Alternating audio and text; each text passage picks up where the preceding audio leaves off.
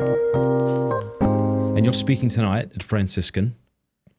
Yeah, on the evangelizing power of beauty, which is, I see that a large part of what I do is cultural apologetics. So defending the faith and seeking to evangelize through the power of beauty. So, in the classical transcendental philosophical understanding of things, there's the good, the true, and the beautiful, which can be seen as love or virtue, the good, the true, reason, the logos, and then the beautiful, which is creation. God is the artist, God is the poet. God doesn't make two oak trees that are identical. Everyone is loved into existence as an individual, even an oak tree, let alone a human person.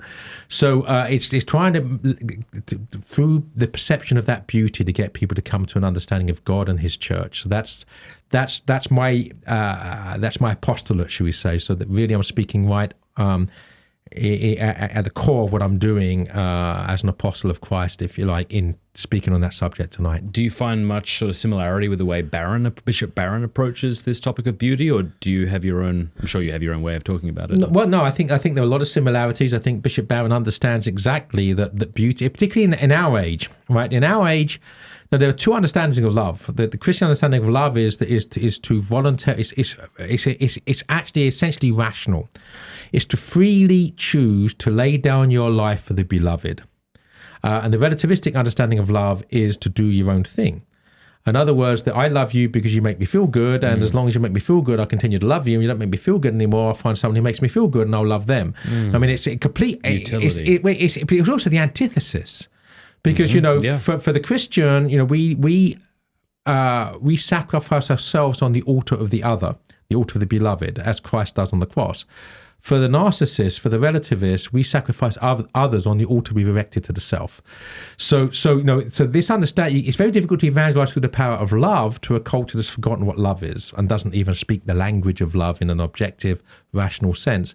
And with reason, with relativism, right? There's no such thing as objective truth. There's my perception of it and your perception of it, which is actually meaning we no longer the difference between objective reality and opinion.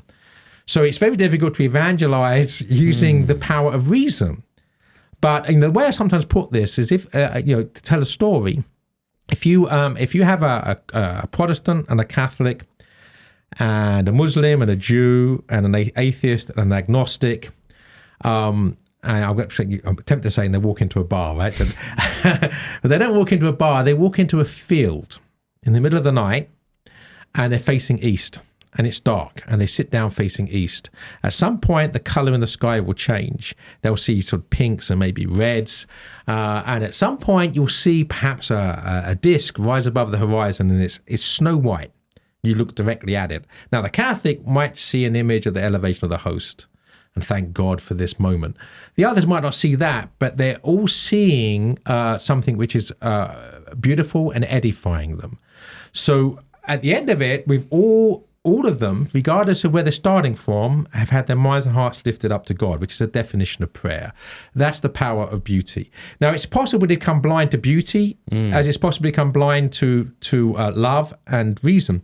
I mean, I sometimes then say, so there is the Catholic, the Protestant, the Muslim, the Jew, the atheist, the agnostic, and Gollum from the Lord of the Rings, right? That they all sit down in the field when the others all have this vision of beauty. Gollum scampers for the shadows because he's scared of beauty, scared of the light. So it is possible to Gollumize ourselves. And I do believe that the character of Gollum in the Lord of the Rings is a very realistic depiction of what happens to the human soul when we become addicted to whatever. We shrivel, we shrink, and we no longer want the light. We want to be left alone in our own shadow rather than go out there. So it's possible to be blind to beauty as well. But I do think it's possibly the last thing to go.